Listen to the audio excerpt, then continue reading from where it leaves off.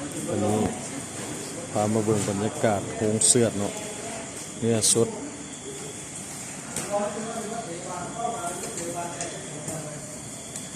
เลยยังหนึ่งยึกเลยใหม่ๆสดๆหายกูออกมาจากโฮงเสือด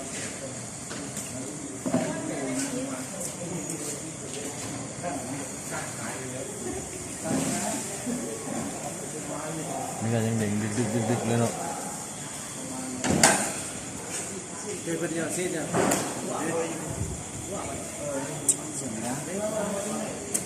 ซีนอันนี้เป็นซีนควายนี่เนาะอันนี้ซีนงัวบ่เลยนี่ซีนขายถึกให้ที่เจ้าไหนนั่นไม่ใช่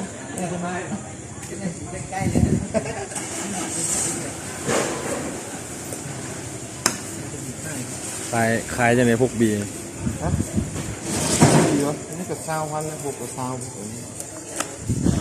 พอดีเลยเอาไว้พอดีนะเจ้าไหนขึ้นมาไปแล้วตับไปหมดแล้ว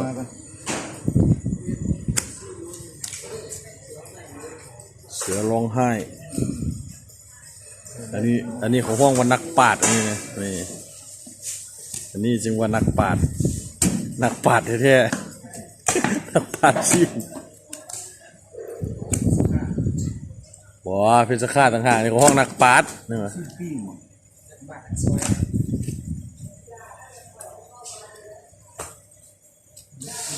ขอบถังมันไม่ใช่มัน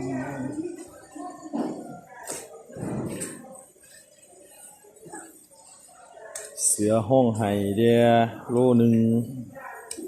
แล้วก็เอาสิ้นลาบ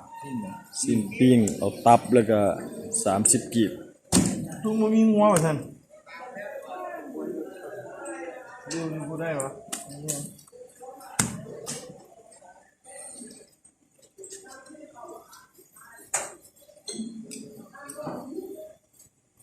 เขาออกมาแล้วสิอันนี้ใหม่ๆสดๆจากโฮงขาสัตว์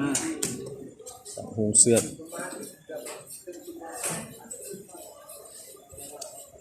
ลวกแซ่บมันต้องพวกสิ้นก้อนไว้หรือว่าสันไว้สิ้นก้อนสิ้นขาลาย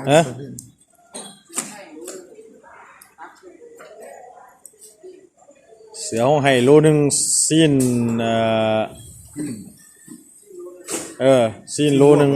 มันเป็นลวกนะสิ้นโลนึงแล้วก็ตับกับ30กีบถามแล้วเรามีบ่มันสิยากทอนแล้ววะมันช่วยทอนอัน10มันเพิ่นว่าทอน20ซะเพิ่นว่าราคาเดิม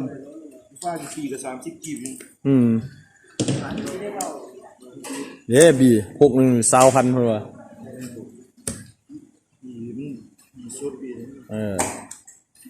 เพิ่นว่าคนกันเอง15,000ก็ได้อยู่เพิ่นว่าแต่ว่าเราว่าถามเมียเบิ่งก่อนคัน20,000เพิ่นว่าเด้โอ้ตัวนี้คักนี่นะเนื้อแหลมนี่ประเภทเป็นลวกเลย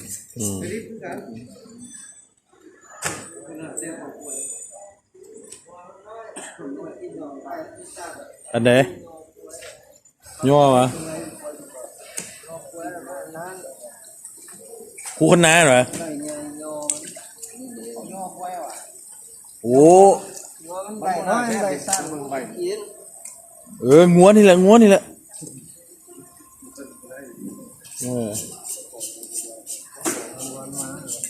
โอ้จังโมงแล้วเพิ่นมาแล้วนี่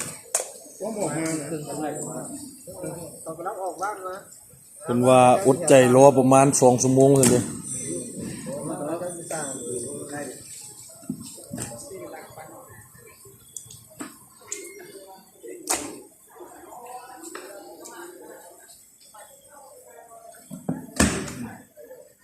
นี่ผู้สาวก็มาซื้อซีนให้กันอุ้ยไปเลยอันเดียวเราบ่ได้ให้กินล่าได้เราขายได้นะ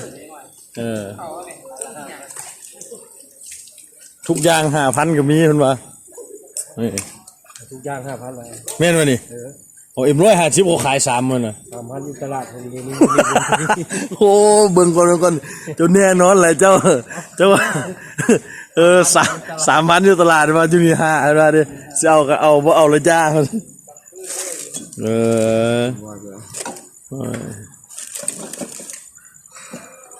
ห้ามดื่มเกินวันละ2 ขวดหากบ่มีเงินซื้อถ้ามีเงินซื้อเขาบ่ให้ดื่มสักนิดเดียว2 ขวดเขาก็ซื้ออย่างละขวดผสมกันเอามาแล้ว50 ล้านแทนโอ้บ่มีหยัง เอาไอ้ค่าน้ คงไผแล้วบัดนี้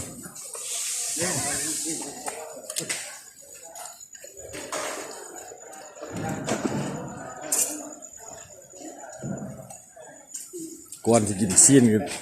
เอาสปอนเซอร์เข้าไปก่อน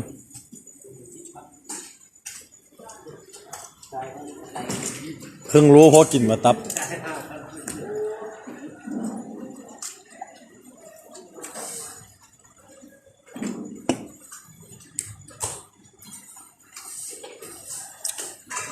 ใหม่ๆงาม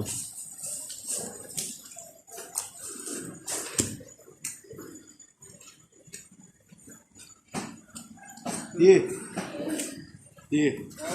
มาปัดจนนั้นนะแม่อันลืบข้างไปดีออกมาแม่ปิ้งกันข้างไปดีมึงอยู่ใช้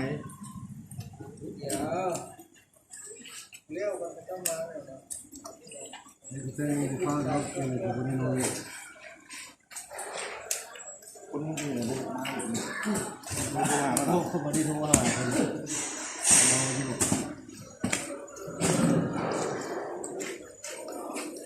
อันนี้ไปปิ้งก็ได้ที่ไอ้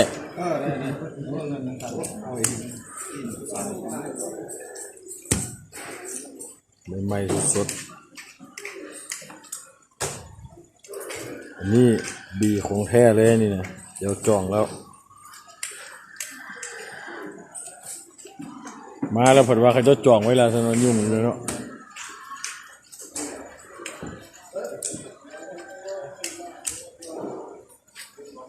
เสือห้องให้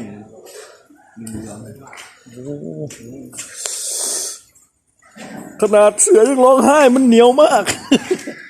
ใครสิว่าจังก็ว่าขันกินดิบนี่หยาบเพราะว่าอันนี้ขันเปี้ยงแล้วโอเคอยู่ขนาดเสือยังห้องให้ความมันหยาบบ่เป็นความมันแซ่บเด้เสือเข้าใจผิดเด้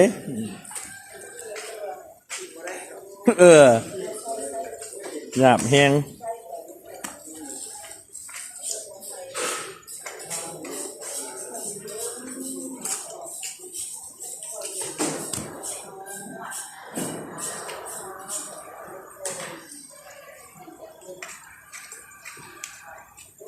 เอาไว้โทนี้แล้วกันเนาะเดี๋ยวตอนไปปิ้งแล้วไปจุเนี่ยเดี๋ยวท้ายให้เบิ่งใหม่ออโต้ไปก่อนกับภาพเสือห้องให้ตับแล้วก็ทุกบีเนาะ